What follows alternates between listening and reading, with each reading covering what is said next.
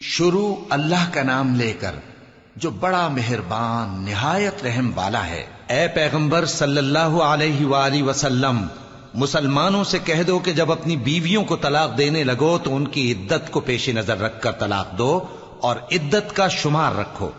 اور اللہ سے جو تمہارا پروردگار ہے ڈرو۔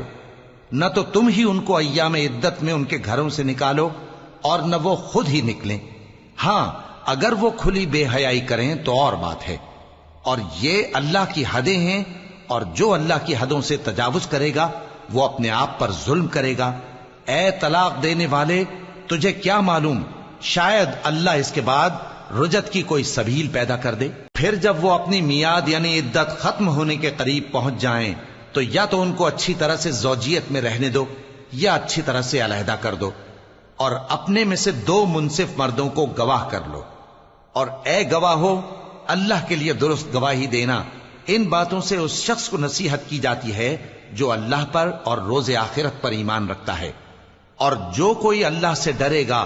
وہ اس کے لیے رنج و غم سے نجات کی صورت پیدا کر دے گا، اور اس کو ایسی جگہ سے رزق دے گا جہاں سے اس کو وہم و گمان بھی نہ ہو، اور جو اللہ پر بھروسہ رکھے گا تو وہ اس کے لیے کافی ہوگا۔ اللہ اپنے کام کو جو وہ کرنا چاہتا ہے پورا کر دیتا ہے۔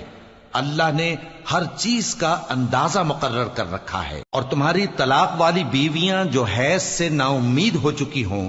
اگر تم کو ان کی عدت کے بارے میں شبہ ہو تو ان کی عدت 3 مہینے ہے، اور جن کو ابھی حیض نہیں آنے لگا ان کی عدت بھی یہی ہے۔ اور حمل والی عورتوں کی عدت وضع حمل یعنی بچہ جننے تک ہے،